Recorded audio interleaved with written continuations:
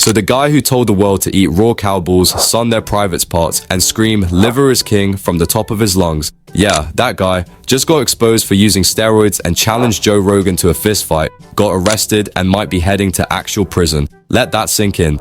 Brian Johnson, also known as Liver King, has officially transitioned from TikTok's primal god to a shirtless menace rushing in public with a GPS tracker tied to his ankle and federal charges. And believe it or not, all of this crazy stuff started just because he was eating raw liver. But how did we go from a jacked dude selling bull testicle supplements to the FBI literally staking out his hotel rooms? Strap in. This is the downfall of Liver King. Liver King burst onto the scene in 2021, shredded, shiny, and screaming on TikTok with raw liver in one hand. His energy was insane. The man looked like a Marvel character who got rejected from Thor for being too much. He built his entire empire around 9 ancestral principles, stuff like sleep, sun, shield, and of course, slamming raw organs on camera. He wasn't just preaching primal life, he was living it like a shirtless cult leader with the internet access. And people bought it. Literally. His supplement brand, Ancestral Supplements and Heart and Soil, were clearing $100 million a year. He'd run barefoot through the woods, bite into bull kidneys, and say stuff like, "Modernity is the disease and liver is the cure." And people listened. It was part motivation, part meme, and fully unhinged. But then came the first crack in the muscle-bound mask. YouTuber, more plates, more dates dropped the nuke. Emails leaked showing Liver King spending over $11,000 a month on steroids and growth hormones. What I'm currently taking. So here's this stack: IGF-1 LR3, CJC with IMAP, ibutamoren, omnitrope, testosterone cypionate, DECA, nandrolone decanoate. The same guy who swore he was natty was revealed to be injecting enough juice to kill a horse. His private emails got exposed, revealing he was secretly using strong muscle-building drugs like IGF-1 and omnitrope. He was also taking 120 milligrams of testosterone every week, which is way more than what normal people would take, plus a long list of anabolic substances that would put most professional bodybuilders to shame. And what made it worse? He wasn't just taking steroids, he built his whole empire around not taking them. He said his shredded body came from lifting rocks and eating cow heart. He said his results were due to ancestral living, not a pharmacy worth of drugs. He denied it at first, then posted a video admitting it. Kind of. Before social media, I was rich and anonymous, and after social media, I'm still rich, but no longer anonymous. Okay, poetic. But bro, you lied. For years. Anyway, I used to be rich, and now I am even richer, thanks to misleading my fans into buying my supplements. Fools. His apology didn't land, and neither did his sales. Google Trends tanked, his supplement sales plummeted, and then the lawsuits started piling in. Him saying that's a massive switch from just a few months ago where he was previously calling anyone calling him out subprimal. But essentially, it seems like things have slowly gone downhill from here since this all happened. His companies were sued for $25 million for deceptive marketing due to his steroid controversy. Class action suits from angry customers who wanted their money back after buying natural products built on one giant lie. Even major media outlets picked it up. Forbes, Frontiers, and the Sports Rush, all of them ran stories calling him out. He was called the scammiest man in fitness, a fraud, and even the Raw Meat Fire Festival. Even wholesale partners began quietly cutting ties. He went from being the ancestral king to that dude who scammed me with kidney pills. And just when it looked like it couldn't get worse, it did. Instead of doing damage control, Liver King went louder. He started posting late night videos, ranting in trucks, crying in camo, and even befriending a cockroach on camera.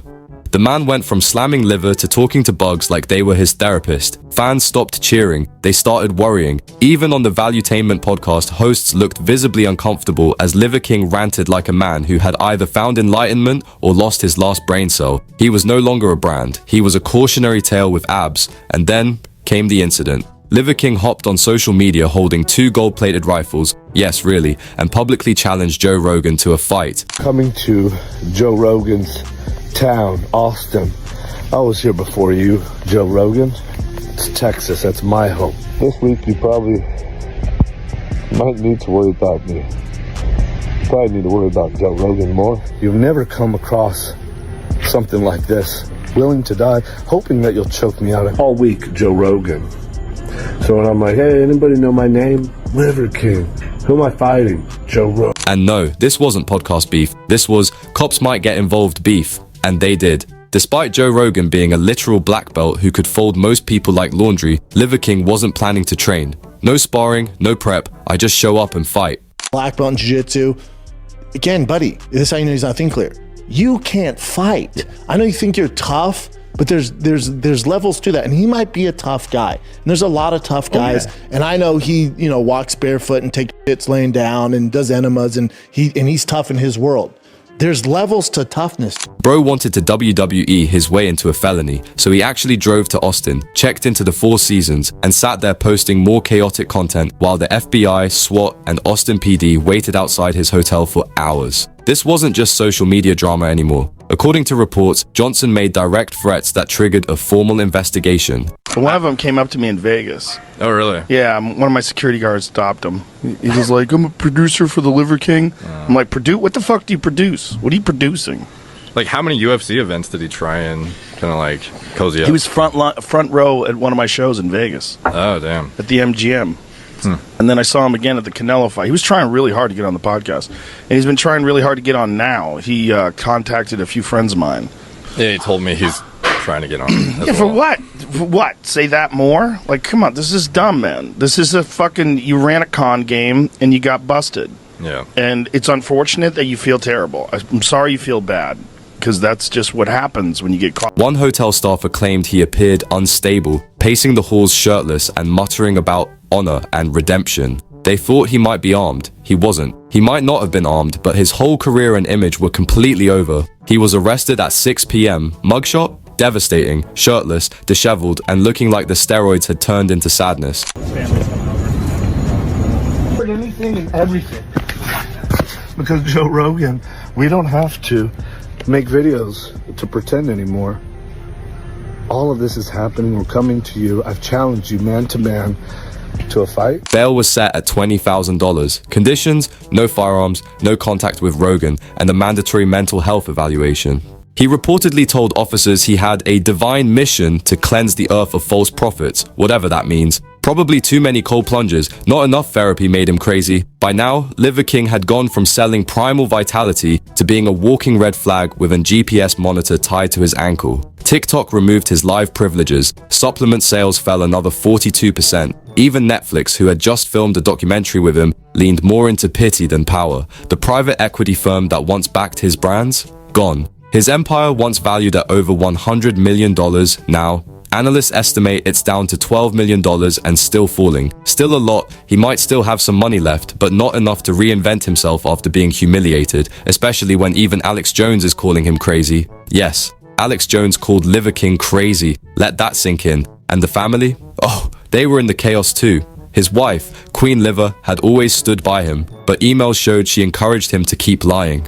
His kids were part of the content, running toward bull carcasses, eating raw spleen on camera like it was a McDonald's Happy Meal. It all started as a family business. It ended looking like a hostage video shot in Whole Foods meat section. Even now, Liver King is still posting, still yelling. He's still running expensive events where people pay a lot of money just to camp outside and sip soup from a weird horn, all in the name of ancestral living. But people aren't buying it anymore. Not the products, not the persona, not the chaos.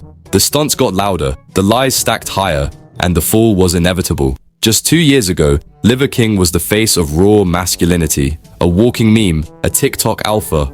Now, he's a meme with court dates, a man banned from approaching Joe Rogan, a brand built on primal truth, destroyed by modern lies. And if this isn't the final chapter, then it's definitely the beginning of the end. Because when your whole identity is about being untouchable, and you end up crying in a Texas courtroom, that's not ancestral, that's cooked.